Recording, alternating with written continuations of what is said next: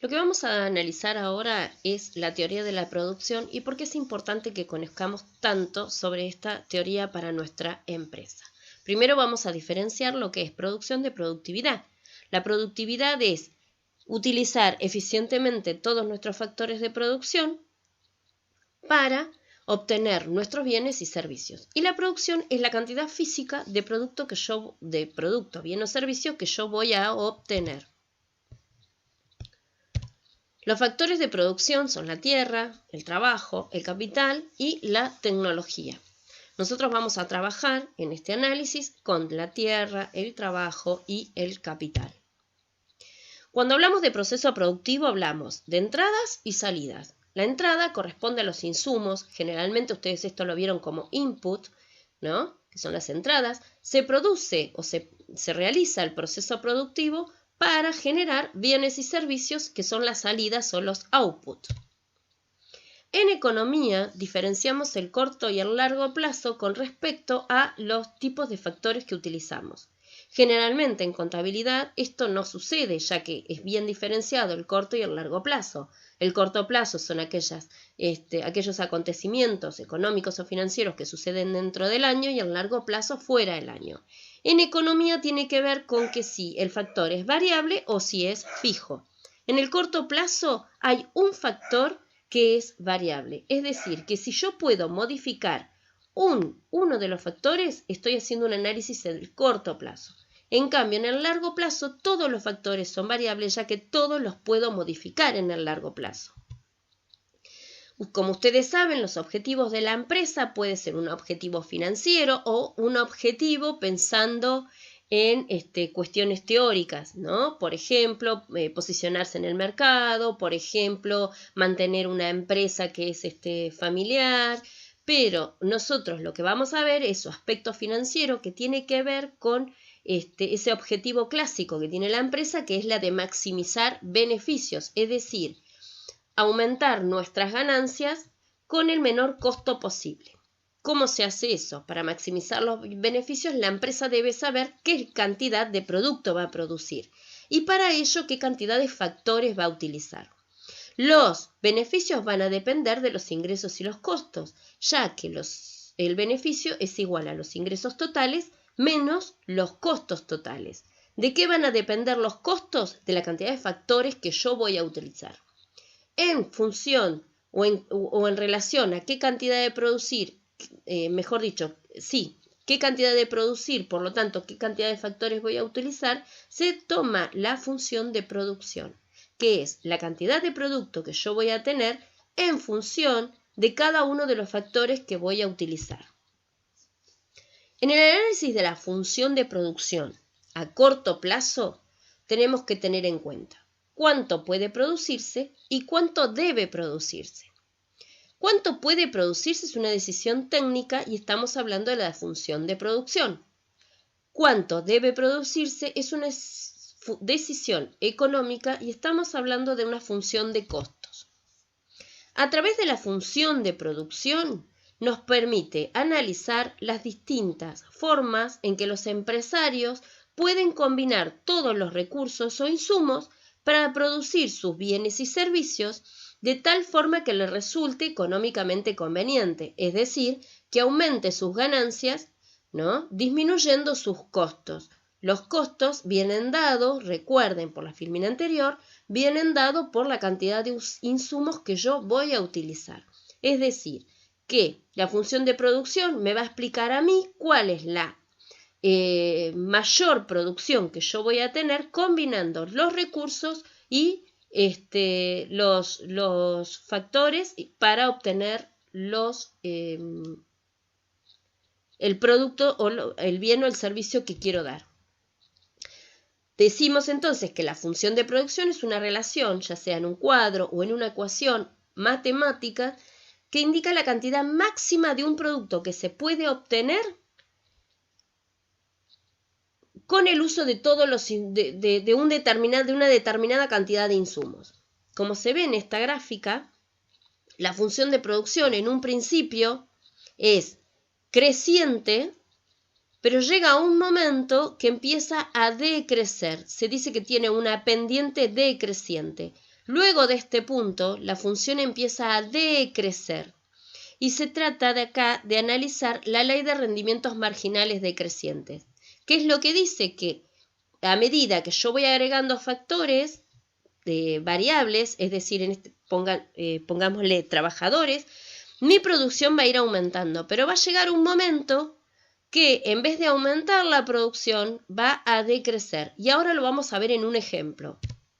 Yo, por ejemplo, tengo producción de café. Contrato camareros, entonces vamos a ver. A mí, un camarero me produce 30 cafés por hora. 2 camareros, vaya, 100 cafés por hora. El tercer camarero que yo agrego a mi empresa, a mi cafetería, me va a producir 250 cafés. Para cuando yo agrego entre el quinto y el sexto camarero, ya la producción no va a aumentar tan rápido. Fíjense que aumenta de 450 a 460, es decir, nada más que 10 unidades.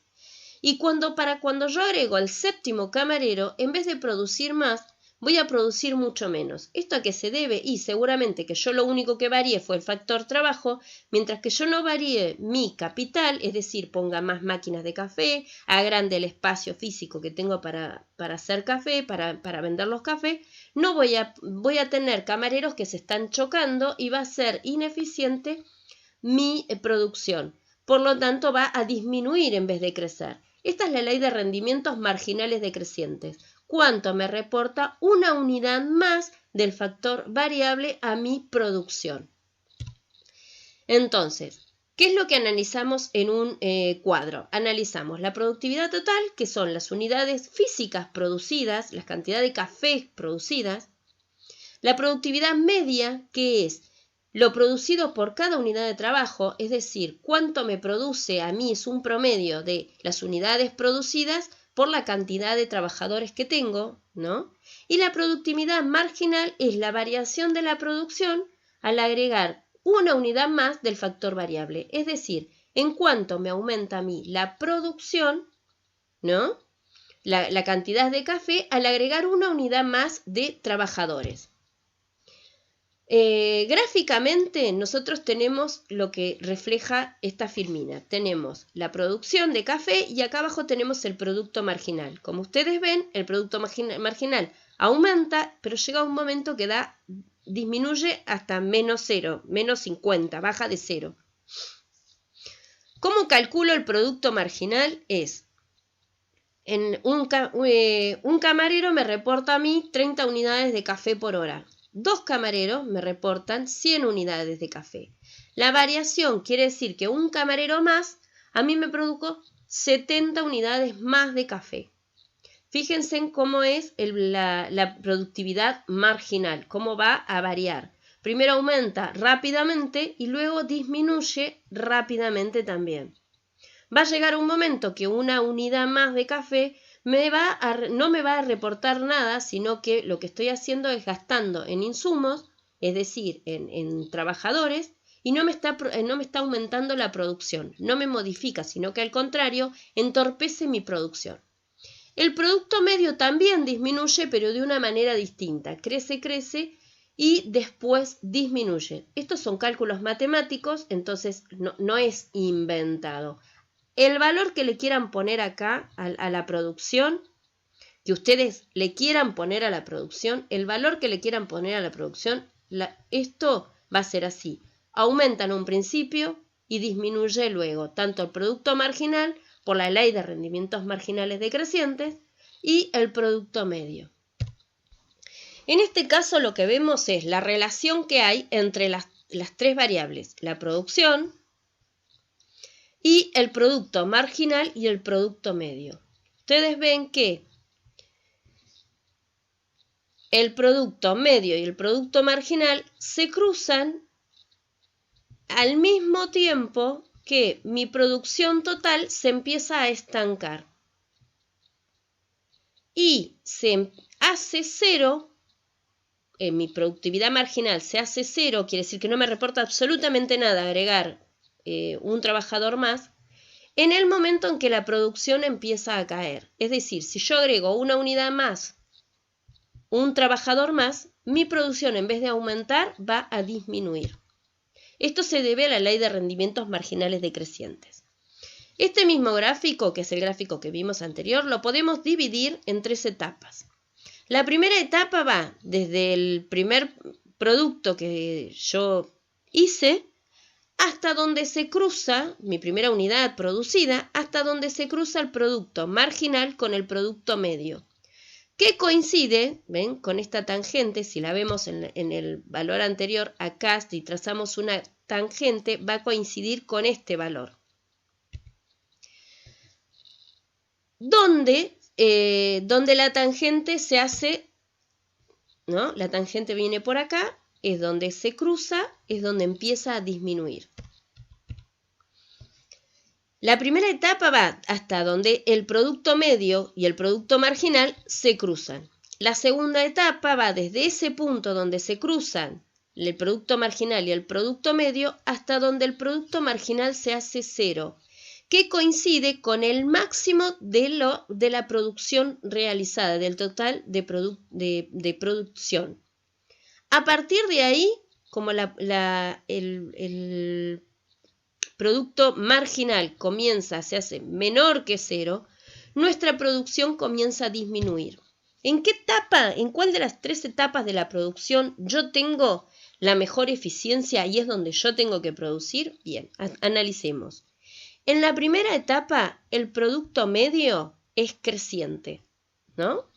Acá, este es el producto medio. En la primera etapa, todo el producto medio y el producto marginal es creciente. Luego de alcanzar el máximo, el producto marginal comienza a decrecer, ¿no?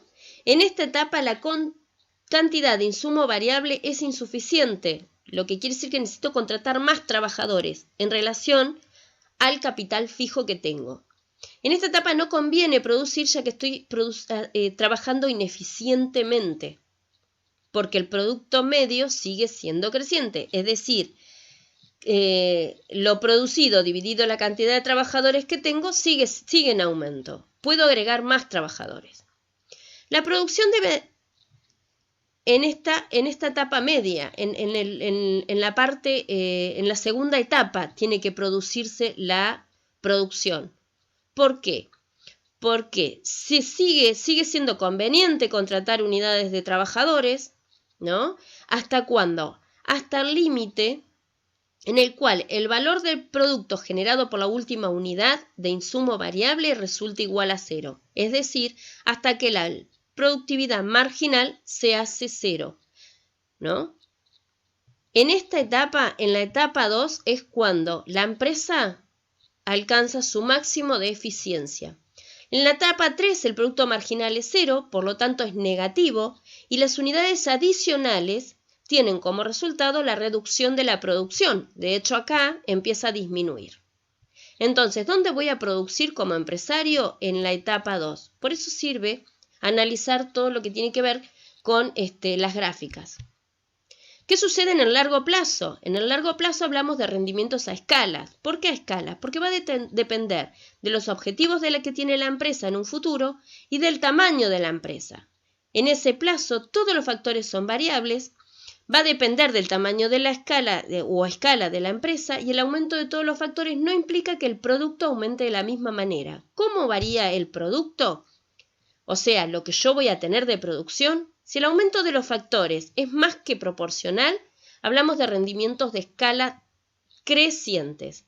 Si es proporcional, hablamos de rendimientos de escala constantes.